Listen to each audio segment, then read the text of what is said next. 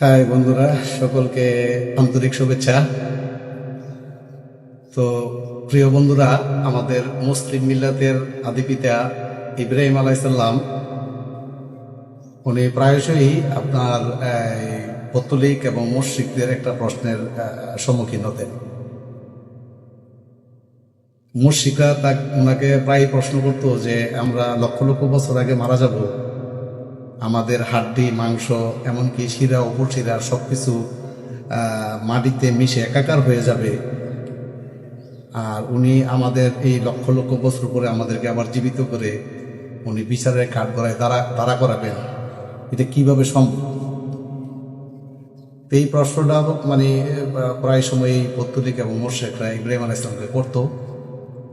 তো উনি একদিন বাসায় রাত্রে খুব খুব চিন্তা করতেছে ব্যাপারটা নিয়ে, যে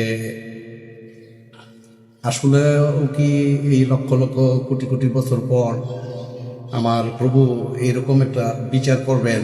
এটা মনের মধ্যে একটা সন্দেহের একটা খালি শুধু উদ্বেগ হয়েছিল।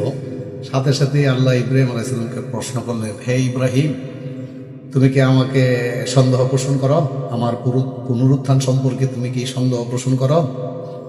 তখন সাথে সাথে ইব্রাহিম আলাইহিস সালাম জবাব বলছেন, না ইয়া আল্লাহ, আমি তোমাকে তো সন্দেহ করি না, জাস্ট ওই বিভিন্ন মানুষ আমাকে এই প্রশ্নটা করে জর্জরিত করে, যার কারণে আমার ভিতরে এই জিনিসটার উদ্বেগ হয়েছে, এছাড়া আর কিছুই না। হে আল্লাহ, আমি তোমাকে সন্দেহ করি না, আমি সবসময় তোমাকে অন্ধভাবে বিশ্বাস করি, কিন্তু কোনো নিদর্শন যদি তুমি আমাকে দেখাতে তাহলে আমি নিজে একটু আত্মতৃপ্তি পাইতাম, এছাড়া আর কিছুই নাই, ওইভাবে আমি তোমাকে সন্দেহ করি না।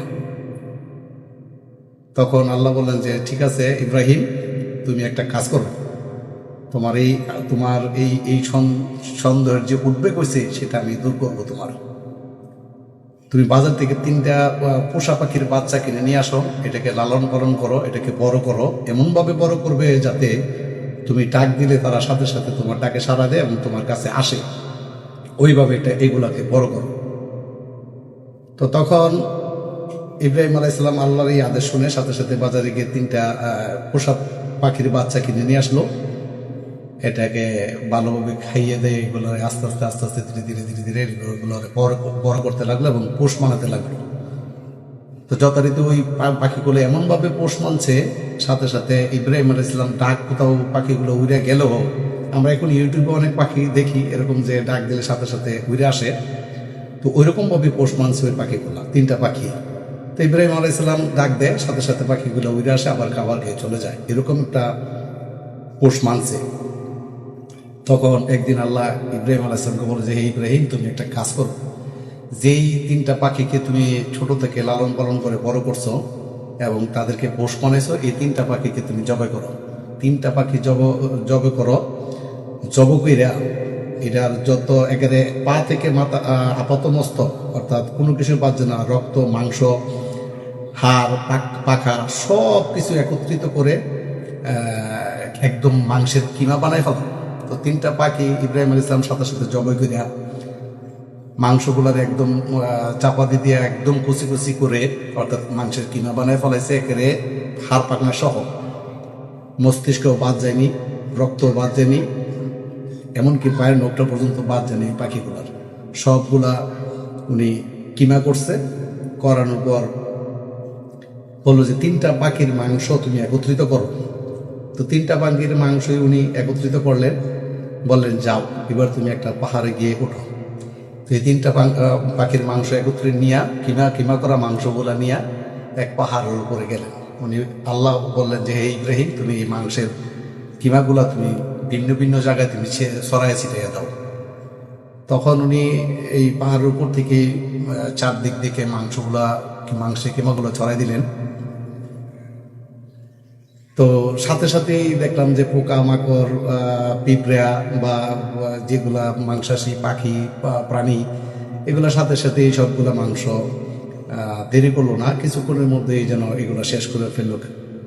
পিঁপড়া বা কাক এই জাতীয় পাখিগুলা সাথে সাথে মাংসের টুকরা কিমা মাংসগুলা খেয়ে হজম করে নিল। তখন আল্লাহ বললেন যে হে ইব্রাহিম, তুমি এবার বাড়িতে যাও। তো তো বাড়িতে গেলেন। বাড়িতে যাওয়ার কিছুদিন পর আল্লাহ এবার ইব্রাহিমকে বললেন যে, হে ইব্রাহিম, তুমি যে পোষা পাখি তিনটা লালন পালন করে পোষ মানাইছিলে, এই পাখিগুলার কি বর্তমানে কোনো অস্তিত্ব আছে? তখন সাথে সাথে বলছে যে, নাই আল্লাহ, এই পাখির মাংস আমি যেভাবে মিশ্রিত করছি, যেভাবে মিশাইছি, এটা কার, কোন পাখির পাখা, কোন পাখির রক্ত, কোন পাখির মাংস কোথায় গেছে, এটা তো মানে কল্পনাও করা যাবে না। আর আমি যেভাবে এটা পাহাড়ে ছড়াই ছিটাই দিছি, ওই সময়ে তো বিভিন্ন ধরনের কীট পতঙ্গ, পিঁপড়া, এমনকি মাংসাশী পাখি প্রাণী এগুলো খেয়ে হজম করে এখনো মনে হয় যে এটা বিষটা হয়ে আবার মাটির সাথে মিশে গেছে। তাই তো? আল্লাহ বললেন, তাই তো, তুমি এটাই তো মনে করো? হ্যাঁ। তখন সাথে সাথে আল্লাহ বললো যে, হে ইব্রাহিম, তুমি যে পাখি তিনটাকে যেভাবে আগে যেভাবে ডাক দিলে তোমার পাখিগুলো তোমার সামনে আসতো, তুমি আবার ওইভাবেই তাদের আবার ডাকো। তো ইব্রাহিম আলাইসাল্লাম আগে যে পাখিগুলো যেভাবে পোষ মানে ডাক দিত আর ওরা খাবারের জন্য আসতো, ঠিক ওইভাবে আবার ডাক দিলেন। ডাক দেওয়ার সাথে সাথে ওই তিনটা পাখি এসে তার সামনে, যেই পাখিগুলো লালন পালন করছেন ওই পাখিগুলো তার সামনে ইয়া উপস্থিত হইলেন। তখন আল্লাহ বললেন যে, হে ইব্রাহিম, তুমি কি এবার আমার পুনরুত্থান দিবস সম্পর্কে বিশ্বাস করতে পেরেছ? তোমার মনের মধ্যে কোনো সন্দেহের অবকাশ আছে?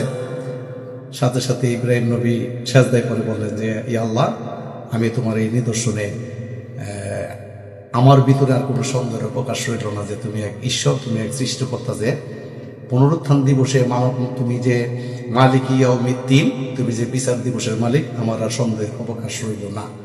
ধন্যবাদ সকলকে ভিডিওটি দেখার জন্য। যদি ভালো লাগে অবশ্যই শেয়ার, কমেন্ট, লাইক করে আমাকে উৎসাহ প্রদান করবেন। ভালো থাকবেন।